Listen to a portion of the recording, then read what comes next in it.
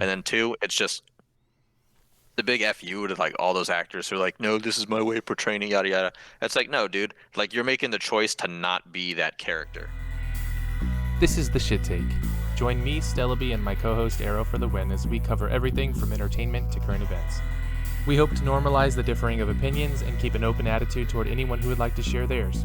If you enjoy this content, make sure to like and subscribe. Now let's stoke some flames. Witcher Season 2. Witcher season. Before I even started the show, I looked at the episode length. And it was, I think when 103, and then it was like an hour long, and then 59, 59, 58, 58, something like that, and then 56, 54, 52. I think the last episode was 52 minutes, and then the one before that was 54. At least all of them, or at least 6 of them were above 55 minutes, you know? Yeah. It was only 8 episodes. Yeah. But dropping below 54 and 52, not a really huge deal, I would say. Like you don't feel like it dropped in quality it or didn't, anything no. like that? I feel like the season was definitely good throughout. And just right off the bat, right? I think it was about 2 or 3 minutes into the conversation with Nivellen. It occurred to me like there's already been more CGI in this 16 minutes of The Witcher Season 2 than there were in Cowboy Bebop. And I was like, yep. Okay, that sucks. You're going to carry that weight, buddy. Yeah. I thought that was interesting, though. One of the biggest things for me, though, is like Henry Cavill, he spares no effort. No effort whatsoever in attempting to portray Geralt in his way. And definitely the way that it's a strong portrayal. They did a really good job on his character. Whether it might, be a little bit off from the games is a completely different story. Henry Cavill made that character his own in his own way. And I think he does a really fine job of it. I don't know if their idea was to adapt the books and it didn't happen that way, or adapt the games and it didn't happen that way. There were a lot of things, and I will bring up my nitpicks because I feel like I have to. Because especially going back, I did watch season 1 again. I watched the movie, setting up that whole prequel story, and I don't know if you saw the movie, but it was good. And not enough Geralt. It was like it wasn't about him. It was literally about Vesemir. Yeah. And was a fucking absolute badass. But I know he was good in season 2. Actor who played him actually looks really, I'd say, spot on to how the game portrayed him. Because a lot of the portrayal is supposed to be more tiered off the game than the books because the illustrations are so old. It's different, the art style. Yeah. Bringing that into it, and I do have a lot of complaints about the casting. But Cavill, honestly, especially for 3. Like, if you look at the portrayal of Geralt in, The Witcher Wild Hunt, he does, like, almost a 1-for-1. And not only that, but, like, the way his eyes are shaped, the way he carries himself, and even the way he talks, like, the inflection is how Geralt is portrayed. It's that gruff, almost whisper, still commanding that presence. Yeah, that monotone, that real monotone, low, deep voice. Exactly, because whenever he gets, Witchers are supposed to be basically emotionless, but whenever you sense that, urgency or anger in his voice, like that this guy's about to do something. And there is one scene.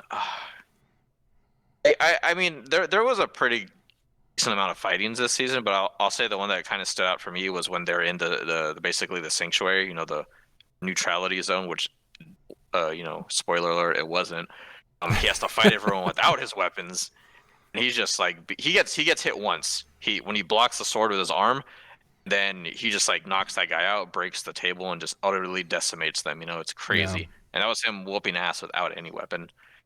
And then he asks the lady, he's like, "Oh, I've got to go after Ciri. Where are my weapons?" And she's like, "Oh, this is not going to help you. Neutrality." She's like, "All right, I'll make my own weapons. Fuck it." Like he doesn't care. But yeah, like I'm on the outside looking in now, and I'm just like I have hit that point where I don't think anyone could have done this. The guy just has so much passion. He's very cool. Yeah, he just portray it. I know he made some mistakes in the past with the whole Superman thing, but yeah, I mean, there's not a lot you can take away from him whenever you were referring, whenever we're talking about like Geralt, but he does just such a great job of it. And whether, because some of the other characters are fun to watch, like I personally don't have much of I don't have much hate for Yennefer. I know a lot of people don't like Yennefer. Her character's kind of, I guess some people find annoying. Yeah. Jaskier is always awesome. Yeah, he definitely holds it together. Yeah, dude, the music. It's like having that goofy friend that does have your best interest in heart, and he's just always there for you. Like even when you think he's not. 'Cause even like he promised, he's like, I'm gonna spread your tails, and like everyone fucking knows who the wife. Well, there's that scene where literally everyone's just calling him Witcher, or Geralt of Rivera, and then the next time you see after Jaskier has been introduced, everyone's calling him the White Wolf. Yeah, like, literally he has spread that legend. Yeah, you know what a time. And I think what makes it so whether you like a character or not is just because it's such a character driven story. Like, yeah, you're set up on this backdrop of early, even pre-Renaissance era, really, because it's supposed to take place in the 1200s. Before the plague and all that, and it's just a shitty time to be alive. What's coming, witch hunts, and the whole regaling of the monarchy dynasty, that sort of crap. But whenever you're put in those situations where you're like, oh, these characters that I'm gonna follow are so impertinent to the story, their interactions are gonna matter so much to the story, then of course you put it through the lens of a Netflix adaptation, and a lot of people who weren't supposed to die end up dying. A lot of characters that weren't in certain conversations or even part of the story are inserted in there, and it just really, I felt like there's no denying that the story is ultimately following Geralt as the main character, Ciri as the driving force because she's the entire reason why it's there. Yeah. And then Yennefer as the other side, basically looking through the magical side of the lens. And nothing that Geralt does is bad, and this isn't me being a sexist or anything like that. It's just we're looking at the scope of who the main character is. We're watching him fight monsters, also deal with crab, because ultimately the Witchers have to remain neutral. It's about the coin. Like, that's their job, is to eradicate monsters. Then you see Yennefer, and her character's like ultimate, I don't know if you want to call it motivation or whatever. It comes out in just a very odd way. Like, yes, we understand that, you were not even half-breed, less than half-breed, a quarter elf. Yeah. Already put through that, oh, you're something wrong with the world because elves are so heavily persecuted. She unfortunately was born with the hunchback, the messed up lip, and, everything. And the jaw. And then, what's her name? Oh, was it Tessia? Tessia takes her, makes her, more powerful than she could have ever imagined. And then, she takes all that power and then decides that, oh, I shouldn't have had to give up anything for this, because, she had to give up her womb, fertility and all that. Yeah. And it's this really weird thing. And even Geralt says it multiple times where he's like, are you really doing all this just so you can have a baby? And she kind of flips it on him. She's like, well, what about what you did? You didn't even take your child surprise because of that. And nobody understands that Geralt didn't take Ciri because he was trying to protect her. He literally says, like, look at my life, look at what I'm leading. There's reasons why witches are infertile, because this is no life to bring a child into. You know what I mean? We're taken as children to be put in this in a 1 in 10 chance of dying. Like, why would you try and throw that at me and not understand what you're talking about? Yeah, it's the closer we are to danger, the further we are from home. Exactly. So it's just like, what are you trying to say? Doesn't really make too much sense. Oh, and then that's one of the things that really just I didn't like about this season. The whole I want to try and pronounce this right because I'm sure it's gonna be butchered anyways. It was that freaking monster. Oh, the Volith Mare. Volith Mare. Volith Mare. There you go. Yeah, just that was a completely original storyline. So I feel like it took up so much of the season, and ultimately in this one, right. For the sake of telling their story the way they told it, I think it does. I think it does fine. It might not be based on the books. It might not be too true to the books for sure. Yeah. And I'm not claiming it is, but I think for anybody who's looking in on it who's not really familiar with the lore itself, is probably going to be enthralled with the story they were telling.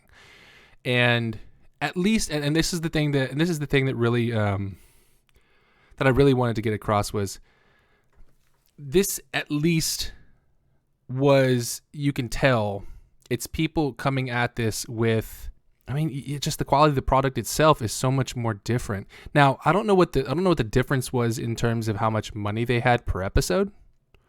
Did you see anything about that? I mean, this is 2 years after the first one, so if I anything, I'm know. sure the budget And only inflated. yeah, and Dude, the I little really girl looks so much different. Siri yes, looks so much different. It's the same person. we're gonna get it. I'm gonna get into that. And the crazy thing is like, you know, we're they put it through that lens of this is a big production. It's gonna take longer. Whenever they had already renewed it for this third season, then you know we got the movie, which is kind of like, oh, here it's a prequel, and then they're doing that other spin-off show, which is an even further prequel, and it's like at that point I just don't care, man. Like I really Yeah. don't. Like this is literally just taking away from what the third season is gonna bring because you're gonna have to space that out. Yes, and that's the thing that I thought when I first saw that trailer was, does this mean Witcher season 3 is coming in 2024? Like, Probably why would you, 25. especially with this, the creator's the same person. So Yeah.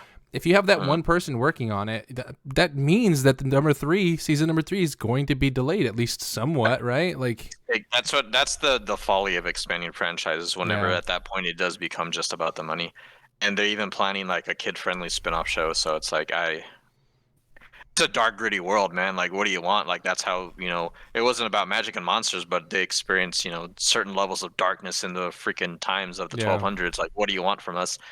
And you know, the thing is, like, yeah, the whole original thing, and it was borrowing a lot of elements from more of the games and the books, but ultimately that monster just didn't do more than really just introduce the Wild Hunt. And I feel like, yeah, the Wild Hunt's a huge threat. That's going to be like your ultimate, you know, bad guys, but I just feel like they just did. It was like, oh, you know, the original Witchers, you know, they cast her in this hut, so they couldn't even kill her. Apparently, they had to like imprison her, and then all she does is literally just slaughter them. And like the constant numbers of dwindling Witchers is just so annoying to Yeah. watch. It's like, my God, like their characters are literally supposed to, you know, have so much importance to the story, and you're literally just killing them off, dropping them like flies. Yeah. And I was really worried for Vesemir there, and I was just like, man, dude, like he plays such an important role later. Like, what the hell is happening? And they're just like ridiculous. And like, oh, you know, stop fighting. He's Yeah. driving us off of it, and it's stupid too for a character like going back to Yennefer because like the whole thing again is like, you know, oh, somebody they owe me this, they owe me that. You know, this is my power, yada yada. And then she makes the choice to go to the keep. Then she does the whole like unleashing chaos thing, and I could do a whole nother video about why magic is so inconsistent in this damn series, and it's really annoying. Yeah. But she does the huge, you know, fireball. She basically torches the forest and she separates everything. And I guess it's like, oh, you ran out of power, and you know, nobody ever can answer that question because I guess nobody's ever run out of power in this show. But it's like she's like, oh, what do I do? What do I do? And then she knows that she's getting played by this demon. Like she understands that, and then she sees the whole Siri thing. Then she still does it. She still goes along with it, and it's not till like the very end of the episode where she's just like, oh, you know, these are my mistakes. Let me pay for them. Slits her wrist. Yeah. And I guess in my mind, like I was like, did you have some sort of assumption that that was going to work out for you that way, or Right. did it kind of just seems like you were going to die? Because like, It's a bit yeah, we saw it. cheeseball. Yeah, well, because we saw like whenever Vesemir does stab Ciri, and I don't know if that was supposed to be like a death blow or not, but she heals. But I thought that was more of like Ciri already has like this world-breaking power within her. I don't know how much of that was her, how much was the demon. But whenever the demon goes into Yennefer, it also heals her, and she gets her power back. So I was just like, is that you upholding a deal, or was that just, you know, whatever? And then, you know, opens the portal. They see the Wild Hunt. The demon goes in there, joins the Wild Hunt, I guess. I think what it was Yennefer was responsible for the witch Volithmir making her way back to her existence, you know, the plane of existence, and so for that she rewards her with her power back. That's how I interpreted it. Yeah, because don't get me wrong, I love it, and I love the story. Season 2, because I'm not gonna lie, man. Like rewatching season 1, there's a lot of times where I was just like, my God, like. But this one, like, I was up until like 3 a.m. trying to finish it all in one sitting because I was so charged on it. Yeah, and one of the things I thought they did really good was the different from the first season, right? Because at least with the first season, I kind of felt a little bit differently.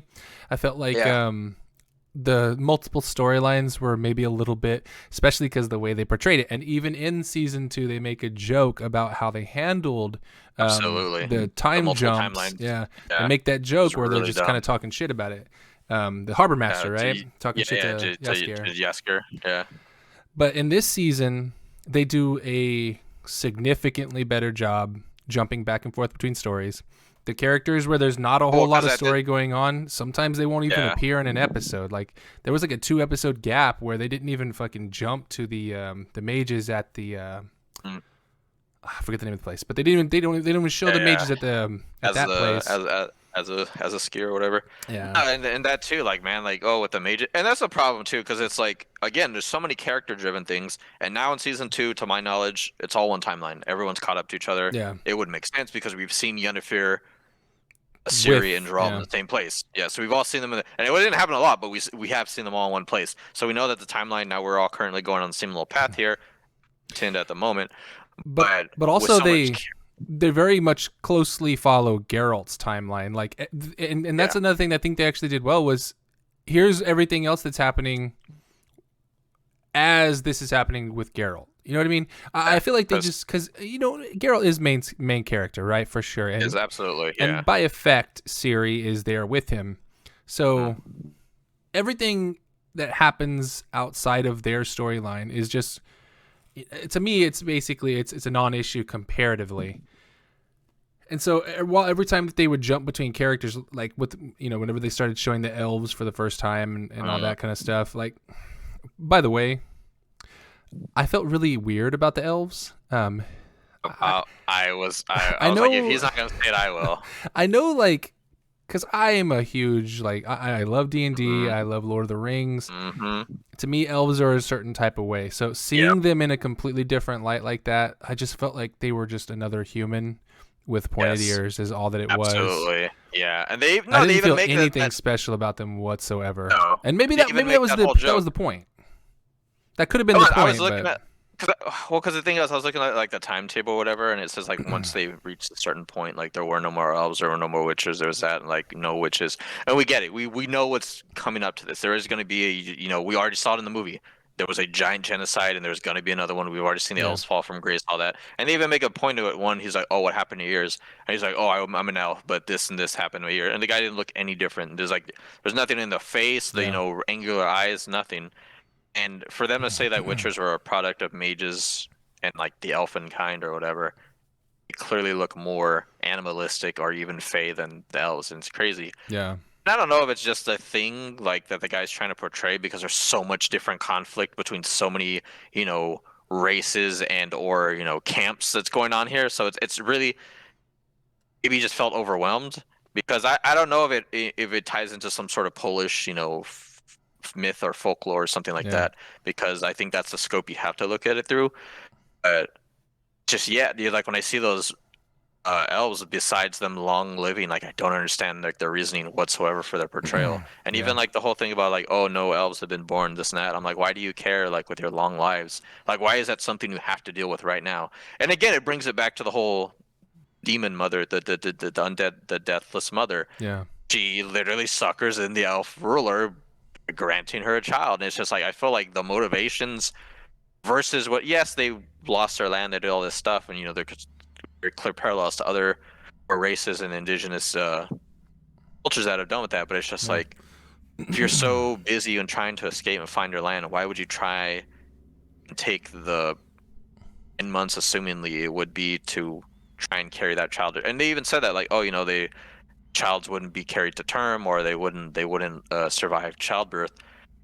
It's just like, do you really think that's something that you should be concerned with at this moment? Yeah. Even the guy who gave up, the king, was his fall. I forget his name.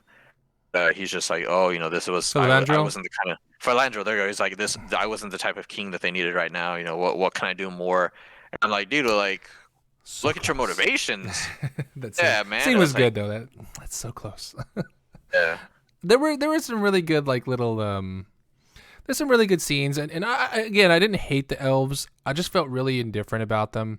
I didn't feel like there was anything special about them compared to the humans, and that's it's crazy to think that, man. Like I don't mean to interrupt, but it's just like the mages, like how they also hate elves, and then the kings and all that. Like it's just like what is the threat here? Like that's what I'm not seeing. And then when they do that whole like revenge thing. It's like, oh, Yeah. and they do all that stupid thing, and then she's like, well, I don't want revenge, I want justice.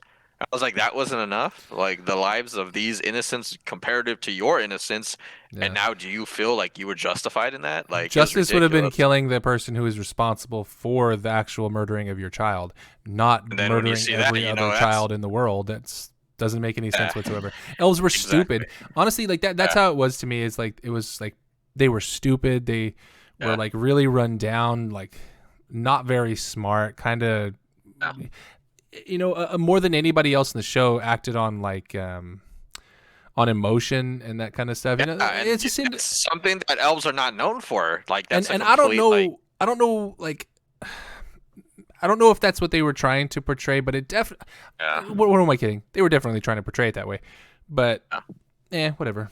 I just felt a little bit You indifferent about it. But that's the thing too. It's just like, oh, you know, the folly of man. Like and see, that's the thing. With these types of shows, they always and I know I repeat this phrase way too often, but it's so obvious to me. It's always the duality of man. Like Yeah. you're trying to see like the other perspective because they're like, oh, are you justified or are we justified? But then it's like you do something like that you claim is like, oh, mankind slaughtering my child. What have you just done? Do you not see what you have done is no better than them? And that's the whole thing. What it always comes down to, like, are we no better than they? You know, this and that. And it's just like, Yeah. look what you did, man. Like, One of the things I can say for the show that did definitely I loved was I didn't catch if there were any like big ones. I didn't catch them. Any kind of like outside narratives being pushed within the actual context of the story itself. I mean, there's obviously like the elves, you know, racial thing going on, but you know that's something that's definitely racial super thing. common in any kind of story. That's something you can equate to anything, old tales, you know, whatever. It doesn't matter. But that's not like one of those big ones. That's always on the table as far as I'm concerned. Whenever you have a race that's not the race of this other race, then you know Yeah, I the mean- underlying thing. But like, but there wasn't a lot of that, and No. it's good. Like for me, it's refreshing. Even because, with the whole like dwarves, the dwarves were cool as shit, dude. They Yeah. were some of my favorite characters, man.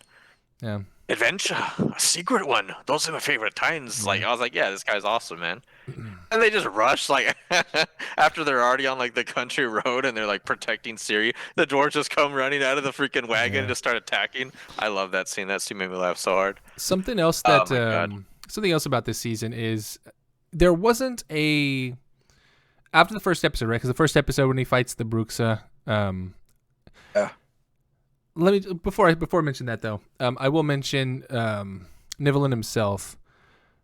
And that was his name. His tusks, like take off the tusks and he would have been fine. He didn't look like a bear, and as far as I know, he's supposed to be like a bear, right? Like, Yeah. he's supposed to look more like a bear. He looked like a warthog to me. Yeah, that I was about to say it was like more like a warthog or like a javelina, but like with because I'm glad you said that because like inconsistency of magic is very glaring to me, and it's not something that I can overlook. It's very annoying. Yeah. And whenever because we've already seen curses before. First season we saw Dunny, cursed to be the hedgehog till midnight, which is weird. You'd think it'd be the opposite. After every midnight he would change, but no. So somehow he, assuming met the mother in a human-like form, and then she discovered the hedgehog and fell in love with him. And then as soon as the curse was broken, you know, whatever, turned back. Like we get it, but seeing that same type of curse again, it was just really the face, the head, Yeah. and yeah, it was like I don't know if it was supposed to come off as like cursed to live as a beast or something like that. The way So the way that I perceived it. Rather. Apparently, that whole story was heavily inspired by Beauty and the Beast, which is often drawn Yeah. as like because look at the Beast, like he's not a wolf, he's not a bear, he's like this composite of all these different monsters. Yeah. Was he supposed to be magic? Like that was just driving me freaking crazy. As much as I enjoyed that episode, it was so weird. Yeah, so I mean, so he was supposed to be that way. I mean, as far as I know, like the episode actually got it pretty decent. I was looking it up and I didn't see any part where it was mentioning his like magic or anything. I even went to Reddit and I was like, a lot of times I was like, they do what's say going that on he here? has like some limited magic. And I'm not sure to the Oh, it's effect not where it's limited. basically like That in was his not mansion limited. That he was can do anything crazy. he wants to. Yeah. Yeah, it was a little weird, but He just called it. He's like, hot bath. There's a hot bath. Food, all varieties. daggers and even out of the air, knives. just anything. Yeah. Food, He's just like, And then he even says magic knives. So beyond the magic of summoning the knives themselves had magical properties. So I was just like really confused. I was like, what Yeah. the fuck? Like, why isn't this guy a Witcher? Jesus. He definitely looked off. Of course, I love the actor who played him, Tormund. Yeah. I'm never going to call him anything else, but Tormund, that episode though had a pretty good action fight scene. It had a pretty good fight scene with Geralt and the Bruxa, but after that, I thought he was going to be Lambert whenever they had announced his casting. They looked just like Lambert. And I was like, is that not him? I was like, no. And then I was like, well, at least he didn't die. Like freaking Eskel. Like that was ridiculous. Yeah. The action just like though, they kept changing the rules, man. It was crazy. Yeah, the action in the series though, there actually wasn't a whole ton of action, and that's like something said, that that's something I appreciated in this season was they took a really heavy stance on like storytelling and world building, which could have been done the first season for sure. Okay. I will say this. I'm sorry, I don't mean to interrupt again. No, it's good. Don't worry about it. Of course not. Because the first season, while there was I'm not gonna lie, there was definitely more action. It was so dialogue heavy. Like I said, it was a chore. This one, there was far less action scene. But the dialogue was more enticing. Yes, absolutely. Like you're saying, the storytelling and the world building were there, and that's why it drew me in. Like you want to hear more of this. This isn't just the armies to the north will surely be scuttled in the south once the ships arrive, but through the breeze and the seas may turn on us. It's like no, dude. Like you're enticing it through like the art of the conqueror, the art of the conquest. Like there's so much more. Like the politics were definitely still there, absolutely, especially with the Brotherhood, which I'll never not find annoying. Like, I don't know why they're giving Stellibor so much shit when he's like in one fucking story, and it was just so ridiculous to see him constantly popping up. But like, my God, and then like they try to do the most annoying thing, which is always whether or not you see them as villainous, sure. Again, duality. But like when he just tries to get like the sympathy for blaming Yennefer, is like, I've seen the folly of dark magic, and he has like the nubs and stuff. In real world, like nobody's gonna listen to this fucking guy. Like, absolutely. The only people that listen to that kind of shit are like fanatics. The fanatics, exactly. The people who are in those positions recognize those people who are problematic. Yeah. Of course they do, because they wouldn't be in those positions if they weren't somebody who at least had some kind of like rational thought. Yeah, and it's insane because like this is the same guy who slaughtered like innocent children and did autopsies on them. Yeah. And from the very first episode, this guy's a piece of shit. So it's like, why would you still try and draw more, development for him and try and pretend like he's not something worth hating? Yeah. He's not the only one, because Vilgefortz is also a piece of shit. The guy's the Benedict Arnold of fucking society. Like that guy's an obvious turncoat. And it wasn't like, oh, it happened off screen, shady deals. Like, no, you see him kill a fellow fucking mage, literally saying, "Oh, what are we doing? Are we okay?" And like, nope, fuck you. And I guess like the whole like threatening aura of his is like not only is he a powerful mage, but he's also a very, very capable swordsman. So it's just like, oh, you can strip me of my magic, but I'm still a very threatening person. But it's just like, man, and I know that they keep on getting this comparison, and even the creator had to go like, oh, this is why it's not like Game of Thrones. But there's just so much like backward like backstabbing through these hidden alliances, and it's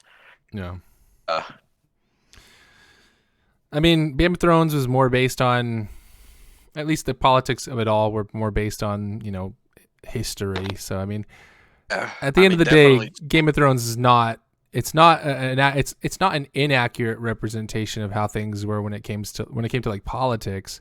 It was only inaccurate in its, zombies and dragons and shit like that. Which also exists in the fucking world of The Witcher. Like I'd say, like there's far less magic because dragons are a thing. Yes, they're legends, but it's not like people haven't seen them. And then in Game of Thrones, like, oh, you haven't been seen for 1,000 years until you see these 3 big ones. But yeah, like the magic in Game of Thrones is so heavily limited, it's almost embarrassing. Yeah. Here it's just like, oh, like even the Witchers who have like their magic is it's limited to the scope of how they use it for like combat and stuff. Yeah, and then. Like the mages, they can do anything within reason, yada, yada, yada, until they have to follow those rules. And all of a sudden, magic is what you make of it. But I don't know. That's what they did well, was focusing on Geralt's story. And everything else that happened, all the other storylines that were being followed were really playing second fiddle. And of course, we know they're leading. We know that they're eventually going to culminate into something grander. But for the most part right now, all we need to know is what's happening in the background. And that's kind of how they portrayed it. You know, every single time we got a cutscene of the elves with what's her name? Legilimens. Ha. Over here in the world of Harry Potter. Filiga? Something illegitimate. Filiga, yeah. The niece of what was his name? Art Fringilla.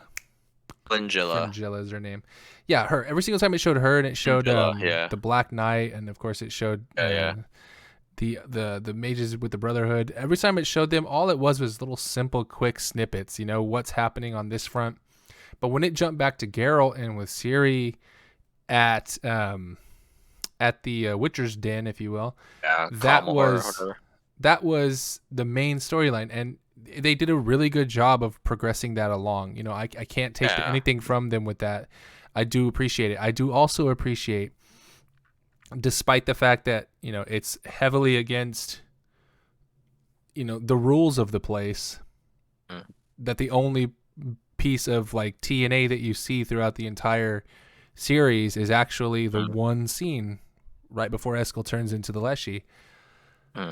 Like, there was no nudity, or very limited, and I am appreciative of that, because I like they actually like cut out the whole fucking, I guess, Triss and, you know, you're all doing that. Yeah, they completely cut out that. Took an entire, active stance to avoid going down that route, and for the most part, right, like, for the most part, it doesn't bother me. But whenever there's too much of it and you're relying on it to like retain viewership, like, yeah, you know, there's a problem, obviously. It's scandalating. But I don't have a problem with it. Don't sue me. Oh, absolutely not. Not at all. That's the thing too. Cause I appreciate good storytelling. Yeah. Like, if that's part of the storytelling, then fine. I'm not going to complain. But if it's literally just there to be like, but what if, you know, with action comes sex? Right. And it's just like, yeah. And see, that's the thing too. Because like Ciri is, she's not ignorant. She's intelligent enough to be like, oh, I was raised by my grandmother. She understands, you know, workings of the world. Like, she may not fully understand what her power means, you know, slowly trying to like train into that. But she fucking hit the ground running when it was just like, oh, well, train me. Like, I want to be like you, Geralt. I want to be able to like help. I want to be able to do something. Yeah. I'm not just going to be like the princess sitting on my laurels, like waiting for someone else to do it for me. She's like, no, I want. Black Knight scared me. He made me feel fear, and I was terrified. I want to be the one to take him out. You know, I want to train. And she fucking Mulan's that shit, dude. Like, they could have just been like, oh, here's a dumb little montage, you know, set to some music. But like, no, dude. Like, they showed her going through that whole little gauntlet obstacle course, falling down, getting, you know, blood drawn, you know, hurting, getting back up and doing it. Like, she was whooping ass. Like, Ciri is a freaking badass, in my opinion, man. And the girl played it well too. Luckily, they did wait a little bit of time, because now that she's a little bit older, it's more believable. Yeah, because I mean, obviously she's never gonna, like, she's not that old compared to some of the other characters, but yeah, like, even by Wild Hunt, like, she's a grown woman. Yeah, she's at least young adult. So yeah, like, showing that instead of being like, oh, here's the, you know, 12-year-old whiz kid doing backflips on these balance beams. Even Geralt's there, you know, because she wants to impress him. She wants to, like, that. She's like, he's the father I never had. She loves him, and, you know, he's just like, you almost made it. And she's just like, yeah, I did. And then, you know, she's like, I got to get back. I'm going to do it. And the whole, like, elder blood thing that came into a weird way. Yeah. You know, like, she's, again, this is just me about the whole inconsistency of magic, but I found the screaming really stupid. I did not like that whatsoever. And that was another thing I had to, like the most annoying. I went back and I was just like, where in these books did she ever scream? I had to go online. I was looking up, and they're like, no. All it ever said in the book is like, she felt a power awaken within her. She unleashed it, and like the world basically was like changed through it. It never mentioned that she was screaming or yelling or anything like that. And I just thought that whole Sonic thing was just really stupid. Yeah. Sonic scream. Something about that though. I do kind of interpret that a little bit differently now, because whenever she screams on the whenever her and Yennefer are heading to Sintra, and of course they hit the little river and they can't take the horses across, and she screams out of frustration and they port across, right? I kind of interpret that whenever that happened, I started interpreting that as less of a scream causing it and more of a out of frustration, her screaming, or out of defense of her life, screaming is just just a medium for her actually using her power. Not that the screaming is necessary for the power to work. You get what I'm saying? I do, but I don't agree. Just because whenever she was possessed, the witch or demon, whatever, she actively used the scream to destroy the tree, and thus also destroying the monolith. She was literally facing it when she did that. Like, that was a conscious decision of hers. That's a good point. Yeah. And see, the thing with, like, whenever the Black Knight was, like, chasing her down, and, she broke that first monolith, it was basically like the earth splitting in two. And it kind of, like, created that little gap that she was able to get over. And then whenever the boys try and, like, steal her horse or whatever, she screams at the ground, and it makes, like, kind of like that wave out. Then she killed them. She even mentions that too to Geralt. Yeah. And he's just like, "How many did you kill?" And he's like, 4. And he's like, "Oh, some catching up to do." That he sounds like that, but I don't know. I feel like it was a really weird thing to portray it, and I hate that. Like, not even just within The Witcher, but like whenever it's like, oh, uncontrollable power, this and that. Like TV shows, movies, games, they always try and do like, oh, a scream is the best way to like portray that. I don't know. It really just felt lazy to me. Like I'm hoping within the active development of her abilities, she ideally never does that again. But if not, like, just somehow tones that down to be some other thing. Yeah. Apparently, the whole magical aptitude. Who would want like 30% of their acting to be like screaming, anyways? Yeah, I mean, especially if your like vocal cords are gonna be shot by episode 2. And I mean, the way that they're portraying Elder Blood is like, obviously it's clearly more powerful than any other type of magic. What she'll be able to do, but it's like, is she gonna just learn stuff that other people can do easily, or I don't know. Even Yennefer, like, it took her forever to learn the stuff that she does, but her power is, she is stronger than most. So it's just, I don't know what the rules are, because, like I said, the magic is so inconsistent. Yeah, it's a good I know point. It just sounds like me complaining. It's just like, man, I just like. No, it doesn't. You're critiquing it fairly. I want to know what the rules are, so I'm not like, well, why are they doing this? Why are they doing that? I think that kind of lends some kind of credence to it, right? Because me seeing that and thinking like, okay, well, that could potentially be, where they're trying to go with it or whatever, and me interpreting it that way could also lend credence to the fact that the magic in itself is a little bit confusing in its consistency. So, because I mean, I always thought that was silly anyways, was the screaming as well. Because like, the way I think about it is like, okay, like Harry Potter, like, oh, if you exhibit any sort of random magic, you go to school for 7 years. Become like a licensed wizard, essentially. Yeah. And there's you use your spells, you use your wand, yada yada yada. But then when you get to somebody like Dumbledore or even Voldemort's level, can do wandless magic. They don't even technically need a wand. They can just make things appear, shoot fire out of their hands, all that. Like that. Okay, the fight between Dumbledore and Voldemort in the Ministry of Magic in the 5th book, you never say a single freaking spell. It's literally just them flipping their wands out, this, that, yada yada yada, and like, if I'm led to believe that just somebody at that power just doesn't need a spell, then, that's fine. That's whatever. You can shorten the spell if you want. Yeah, I mean, towards the end of the series, nobody's really saying much of anything when it comes to... No, the Battle of Hogwarts, nobody ever says anything. Even the whole Avada Kedavra thing is just like, oh, here's killing curse. Whatever. But, like... I don't know, man. It's Crucio. Like... Yeah, see, that's what I'm saying, because like in The Witcher, there's a lot of times where they don't say anything, and then there's other times where they're like, oh, Elvish chant, yada yada yada, this and that. Yeah, the horror in the show is actually really good. Like the first episode, I thought they did a really fantastic job of making it as creepy as possible. Absolutely. I remember like seeing the very first part, right, where the family walks by and they see that bucket hanging, right, and then the moment Geralt and Ciri are riding by on their horses and they don't stop, they're like, no, I have a friend a little bit down the way. Exactly. You see that bucket in the back, and I'm like, there's that fucking bucket, Like, you remember that because as a human, right, we're taught to avoid the things that we know are going to be problematic or potentially dangerous to us. So you see that in a movie, right? The bucket hanging, making a creaking noise. Later on in the show, the bucket again, you're just sitting there thinking like, oh shit, here we go. This is the part where I know something about, and he completely ignores these. He's a Witcher. Of course he knows that. Like, he has the senses. He has the better foresight to understand that. He's like, oh, there's no horses, there's no dogs. Why are there no lights? It's nighttime. You know what I mean? Like, it doesn't make sense to go in there. Yeah.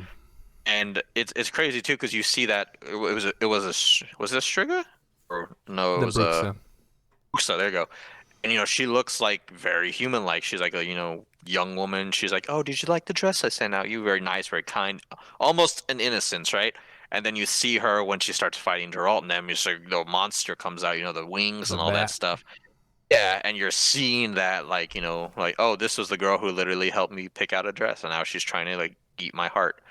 So yeah, Yeah. no, it's crazy. And even with that was a Striga, the girl that he helps in season 1. Yeah. That crazy mutant, but they break the curse, and then it goes to that feral child.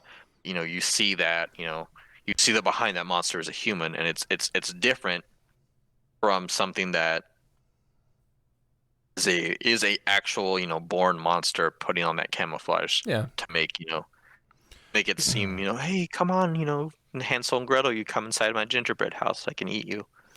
Another good bit of horror was when Eskel was turned into the Leshy. I was gonna say that too. And that yeah, and that whole like, scene where basically it's where he just literally killed the Bruxa, right? For monsters can't be anything but, that turned into those moments where basically forcing him to confront whether or not monsters can be anything but, with one of his own friends. So I thought that was pretty well timed, and of course the rest of the series would play out. Think that's the thing too. It's just like, give us more time, this and that.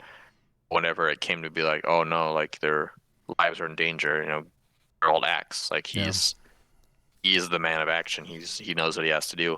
And of course it's harder for Vesemir because he has to fucking see, his entire. This is really one of his sons. Yeah. Exactly. And not only that, but also what he saw whenever the purge happened, and they literally, that line is like, oh, what are you gonna do? We have an army of Witchers, and it literally reduced their numbers to less than 20. Now it's more like maybe they have like 7. Yeah. It's just like, Jesus, dude, like. And again, like, and the thing is, they can't make more Witchers. They don't know whether or not that would ever happen. The whole thing with Ciri's blood, that kind of plot kind of just went nowhere. And it's still just like it's still a Hail Mary. Theory. Yeah, exactly. Yeah. Well, because that's the thing that pissed me off too. Because okay, like they kept calling him the firefucker, and he disappeared, took a thing, and then he used it as like a pseudo bargaining chip with that other lady, that other witch, and then she tries to do it. It just like burns her. Like, I thought she was dead. I thought she was down for the count, but I guess it's like a whole mage thing. Can survive magical things apparently. It was supposed to kill 9 and 10 people.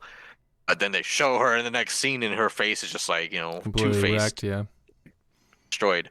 It's just like, yeah, like, I don't know how much of that is CGI, how much of that is, practical makeup and stuff, but it's like, it looks really good. Speaking of the CGI, the CGI is not the best ever. It's not. No.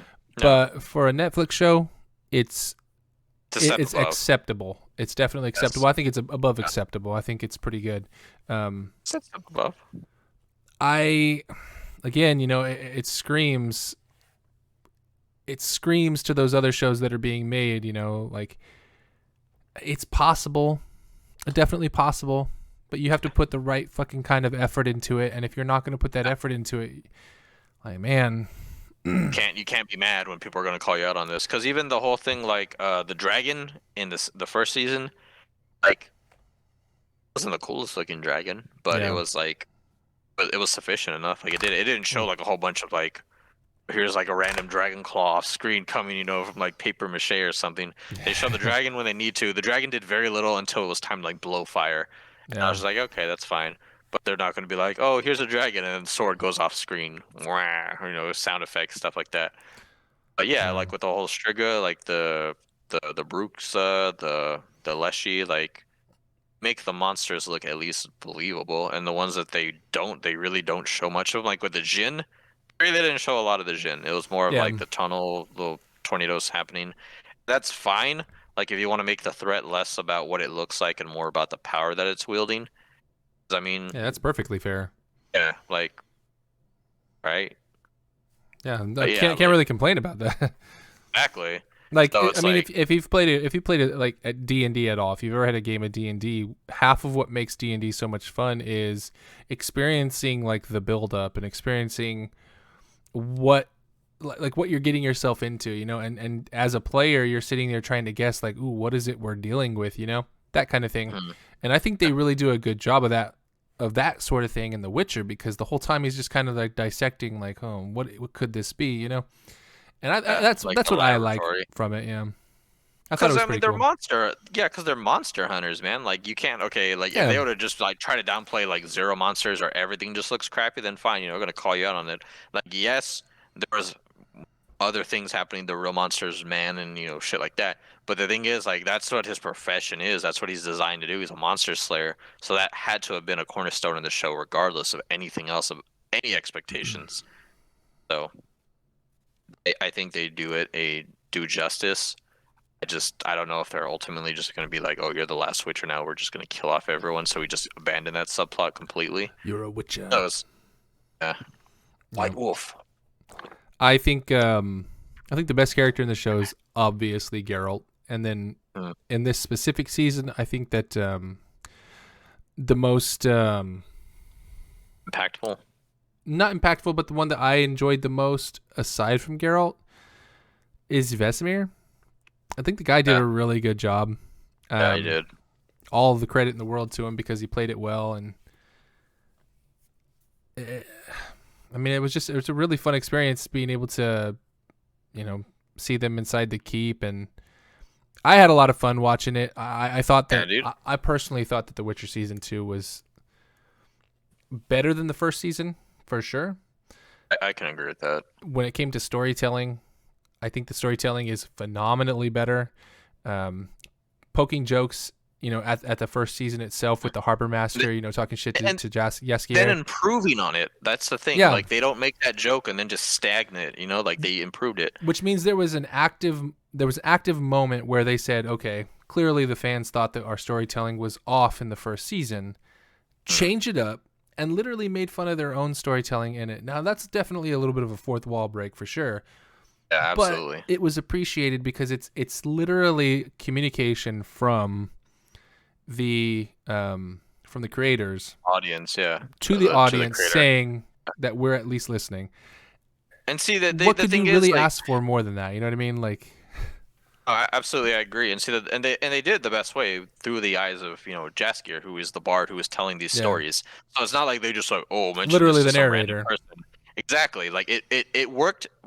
The fourth wall, but through the in-universe narrator, absolutely. Yeah. And see, even the other two things I wanted to bring up was Siri stopped the whole dumb bleaching the eyebrows thing, and apparently that was like the actress's like she wanted to do that because she wanted to make it look more realistic, and she was tired of like losing her eyebrows. So it made her look like less elven and more like I guess human. Yeah, and it worked because like and they mention it so many freaking times, like witches are dirty, they smell. They're fighting monsters. They're gonna have blood and guts and that. Like you're not gonna look at like this. You're not gonna look like this perfect, glowing princess all the time. You're gonna be eating mud. You're gonna be eating that dirt, and it just makes them more. And then the second was Triss. They finally dyed her hair to make her look more like appropriate, like looking like the red hair that Triss is known for. Triss Marigold, like it's just her character. And see, apparently the actress was fine with that, which makes me just applaud her. For actually doing, like you said, doing the work to make it look as believable as possible, fulfilling that role. Yeah. And then two, it's just the big FU to like all those actors who are like, no, this is my way of portraying it, yada yada. It's like, no, dude, like you're making the choice to not be that character, to not look the part, to not portray the character in a way. Like Chris is an important character to the story. Like you can't just ignore that and pretend like she doesn't matter. So her actually, having the hair. Even a wig would have been fine, but no, she dyed her hair. She wore she literally, like whenever she first meets Geralt again, she's literally wearing like one of her most well-known outfits. The green. From The Witcher. Yeah. So it's just like, you know what I mean? Like that's portraying a character. Like you are bringing that character to life. Yeah. One of the things that was pretty cool, talking about Game of Thrones earlier, right? Because I kind of got the feeling between Geralt and Ciri, like the Hound and Arya. Kind of like that feeling, except a lot more respect between the two. Yeah, absolutely. Yeah. Like that's more like fatherly from the get-go. Exactly. Not like, I have to build up the rapport. And for a guy who's like super bad at showing his emotional side, that kind of stuff, you get to really experience like his rationality coming to light through his, fathering. side. And I thought it was pretty cool. I thought they did a good job on that. Yeah, because whenever he needed to be there for her, he was. Whenever she screamed, he fucking went off. He was like, "Where is she? Like, open a portal now!" Like, he was there for her. And that's the thing. Like, she said it herself. She's like, "He's the father I never had." Yeah. Like, she's like, "This is what it means to care about somebody, have somebody care about you in this way." You know? I mean, like, the thing with the grandmother, yes, she was her protector. She raised her and all that stuff, but she was keeping her from her destiny. She was actively keeping her from the destiny. And whenever they had that episode where it shows whenever Geralt went to claim her, because he went to claim her, he knew that something was happening. He could sense it. And she's like, "No, you're not going to do it." She's trying to pass him off with some, like, fake child, and then imprisoned him. All that shit happened because I believe that it happened because she didn't. It was the same day that they went to war, got sacked, and everyone freaking died. Yeah. It's just like if you would have just given it to her, he could have gotten her way. He would have, like, spared all that. It was just, it's a matter of basically them saying, like, don't run from your destiny because you're tied to it regardless. Yeah, as long as you believe in that kind of thing. Yeah. Well, within the scope of the show, they definitely do. Like, they honor something called the Lost Prize. Like, one of my most common, like, I make notes as I watch as I watch any kind of thing that we're doing a review on. The most common thing I have written down here is just the elves, man. It just felt so it felt so weird. And I know coming at it like with so much love for other portrayals of elves, which are more like high regard, above you kind of thing. Maybe I'm being a little bit biased, but I don't know. I mean, the thing is, there's nothing wrong like with having that scope of mind to have it. Like, my roommate won't watch it with me. He hates like fantasy setting. Like, he doesn't like Lord of the Rings, any of that stuff. Like, he's just like, "Oh, you're watching this." Like, he'll leave the room, or he's like, "Oh, I want to watch something else," that sort of thing. But me, whether it's sci-fi, futuristic tech, robots running around, or elves, fantasy setting, like, I'll come at it the same way, like putting myself within the scope of that. Yeah. So I can enjoy it either way. Like, I don't care if it's far back in time. I love history, you know what I mean? And me, it's just like, I don't know, like it's just the portrayal, like their culture just seems like sloppy at best. Like, what they're talking about, they're like, even when Yennefer is like, "Oh, if you're gonna kill one of your own kind, I'm 1/4 elf, yada yada yada," and then that girl just immediately gets all aggro about it. She's like, "Do you sing our songs? Do you praise our lords? Do you, Now you're doing the same thing that you're pissed off at everybody else for doing." Exactly. And I'm like, do you not sense the hypocrisy? And it's just crazy, man. Like, I don't understand. Yeah. I mean, they gave the absolute smallest teaser in the entire world for the Wild Hunt for next season, for sure. Yeah. It was an impressive one, though. Yeah, no, it was really cool. It was like, "We're coming." What's his name? And you're just like, "Oh, the shit." King of the Wild Hunt. What's his Eridan? Yeah, Eridan. He's just like, "You girl," like they're like, he was like charging straight at them, and he's like, teleport out. Yeah, like. It was pretty cool. I mean, nice little teaser, like literally the smallest teaser possible. Like, "Oh shit, we ended up on a different plane of existence." Exactly. Oh wow, let's go back. Yeah, that whole tease too, like, because they call them spears. They don't call them planets. They're like, "Oh, there's multitude of spears, yada yada yada." Yeah, and then right after the teaser, right? Like, there's no after credit stuff whatsoever. It's just bam, the teaser. And then they jump into every single different story, just to give you an idea of where we're going to be picking up on season 3, episode 1. Yeah. And bam, they jump back to the main 2 characters, and that's it. And I thought it was. The only reveal was the dad of Emir. Yeah. I was like, okay, he's Papa is also the bad guy. And then of course it's gonna the trailer after the fact was for Blood Origins. Yeah. Which, I mean, I'm indifferent about. They only show really the trailer. Again, I hope it doesn't get in the way of Witcher season 3. I feel like it is. I guarantee it's probably going to. Yeah, I think that's why I'm like, yes, like, I am indifferent to it. Like, I really don't care. But the thing is, the thing that's kind of pushing me towards that I don't want this to happen is because I know it's gonna push that. Because like this took 2 years, man. Like, it's crazy. So long that the second main character of the entire story ended up growing so much that no one recognized her. Yeah, at the Like, first I was just like, oh, did she get recast? And I was like, no. And then I saw the whole thing about the eyebrows, and like, okay, like they're yeah. I said, did she the get recast? problem with this is because again now all the timelines are together, so we don't get to have the luxury of we jumped in time and that's why she looks older. You know what I mean? Yeah. And that's the nitpick. Hopefully it doesn't really impact it. Like I don't want it to be like one of those like, oh, who are you? Yada yada yada. Like, oh, did she recognize me, Gerald? Yeah, I'm glad they did away with that time jumping back and forth. Super fucking confusing in the first season. I remember the Because first time even it happened, I now, was like, "What the fuck? That doesn't make any sense whatsoever." yeah, And of because course, they even don't really now, tell you straight off the bat. But yeah. I mean, it's hard for the audience to follow along, definitely. Well, see, the thing is now, even now, there's so many freaking flashbacks. So those characters, we're still seeing the ones that are very long dead. So when you're putting it in that scope of like, oh well, why is this person alive in the first season because of all the freaking timeline jumping? yeah, It is so confusing, and it's just like, my God, like, get concise, it's or funny. they could have at least just put a tag of the time. Like, Yeah, I think I would have been fine with that. it's funny you mentioned flashbacks because that's actually something I thought they handled really well this season. Was they didn't draw out those flashbacks. The only time they really did Yeah. was with Siri. Wasn't even really a flashback. It was more like It was like an trying to get her illusion, lost yeah. in her own mind, so she didn't want to Yeah. come back out. But for the flashbacks, really, they were mostly just kind of quick and to the point, clear and concise, and I appreciate that. It's not just respect for the storytelling itself. It's respect for the audience and their time. If you're Yeah. rehashing information that's already been given, I mean, give me basically I'll watch the first season for that. You know what I mean? I don't need you. You don't need you to tell me everything that's happened in the first season. We're beyond that. So I don't Oh need all yeah. those flashbacks now. Especially Shit's within the annoying. scope of like the time per episode. Yeah, Because yeah, I didn't finish till close to 3 in the morning. And it and was just like, okay, like I'm here, I'm still watching, I'm not yeah. falling asleep, but it's just like, these are hour-long episodes. And they got a lot of information in there. So And it props was to them really for the amount of information they did get in there. So it was consistent, and I think yeah, that's what. the storytelling was. Yeah.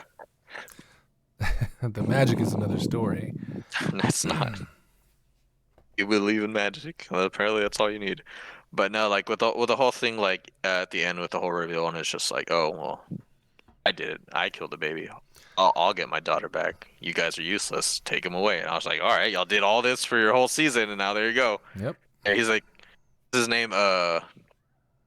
Black Knight. He's just like, all right, I got another dungeon, right? Like this is my third one this season. The fucked up part is he was trying to get shit done, but he kept getting fucking Exactly. limited. I mean, Because the thing with Frigilla too, like she's like, oh, I'm gonna make a big show, paralyze everyone.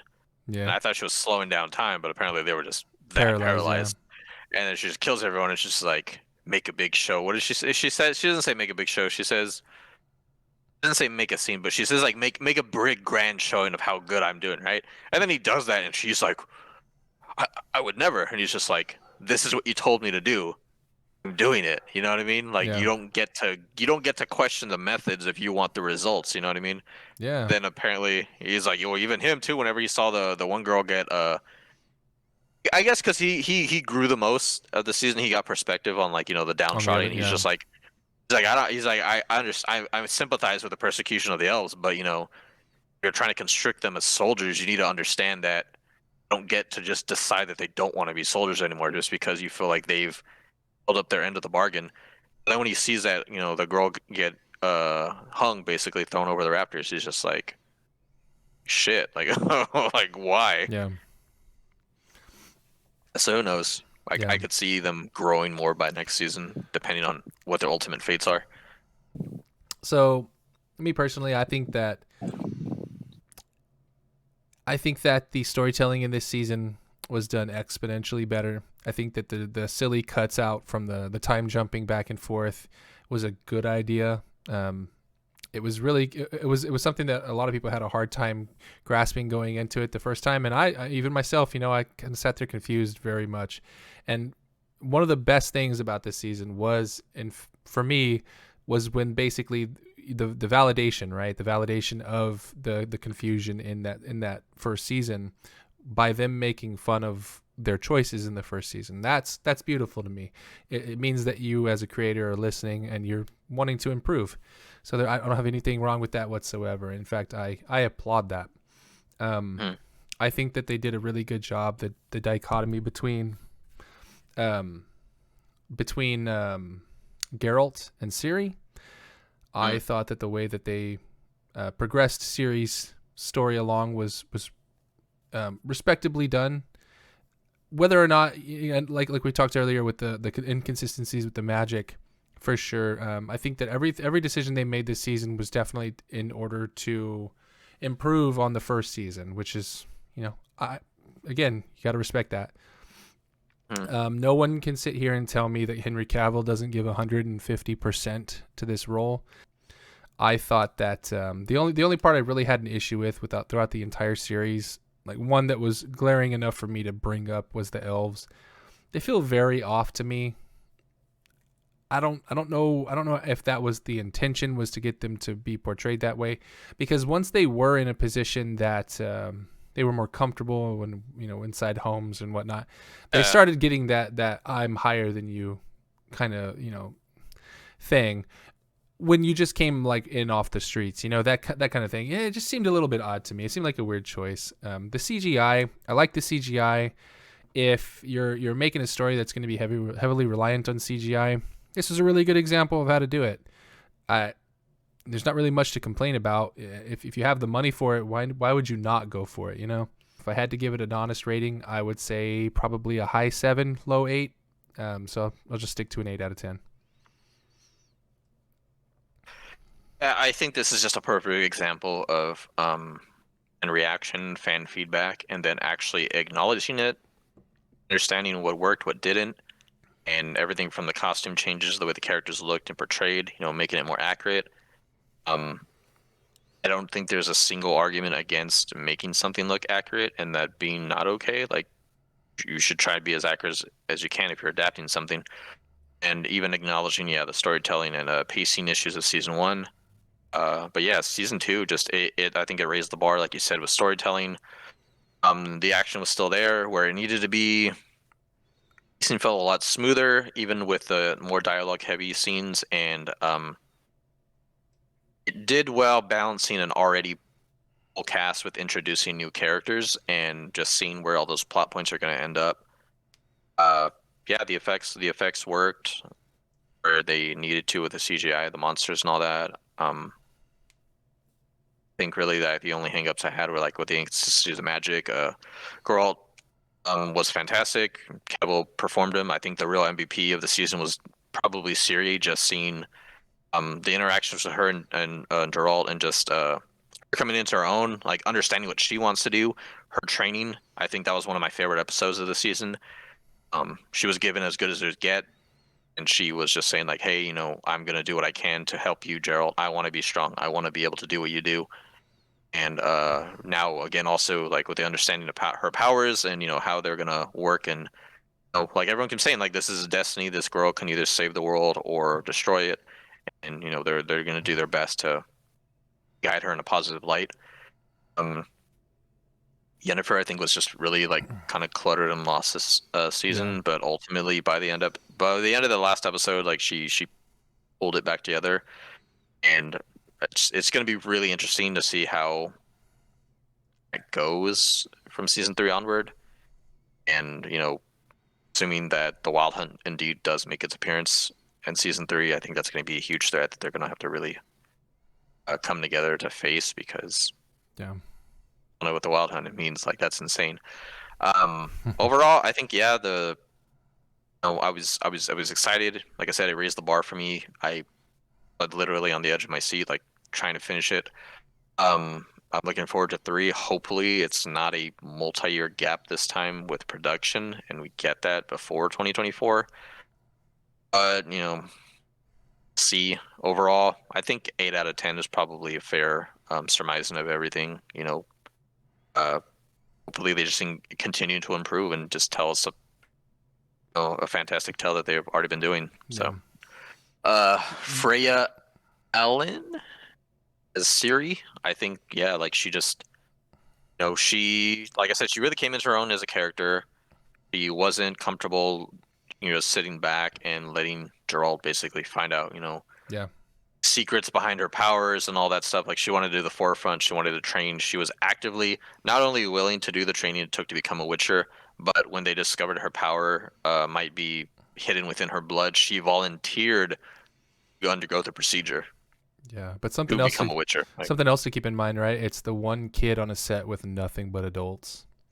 Exactly. Yes. And that's a lot to come into as well. And she did a fine job, and she elevated. She definitely made it better. Exactly. Yeah. So I think that she's definitely going to be my MVP for this season of The Witcher. All right. Thank you for watching. If you've enjoyed this content, consider liking the video. Also, make sure you're subscribed to be considered in our giveaways. We'll hold them routinely as our subscriber goals are met. This has been The Shit Take. Sometimes it's hard, sometimes it's easy, and we hope to see you next time.